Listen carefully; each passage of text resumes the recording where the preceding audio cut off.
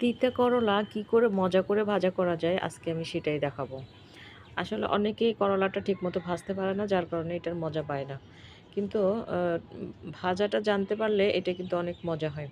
আমি ১ম এ ফ্রাই প্যানে পেঁয়াজ, কাঁচামরিচ দিয়ে ভেজে তারপর আগে থেকে কেটে রাখা আলু এবং করলা দিয়ে দিলাম। তারপর লবণ আর হলুদ দিয়ে ভালো করে মিশিয়ে নিচ্ছি। প্রত্যেকটা সবজির গায়ে যাতে লবণ, হলুদ মিশে যায়।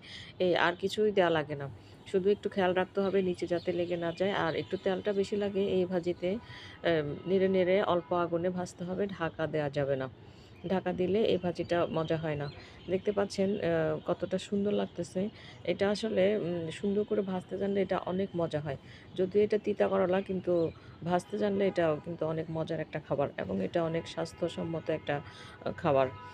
তো দেখতে পাচ্ছেন আমার করলা ভাজিটা হয়ে গেছে। দেখতেই কত সুন্দর লাগতেছে। তো আপনারাও এভাবে ভাজি করে খাবেন। আল্লাহ হাফেজ।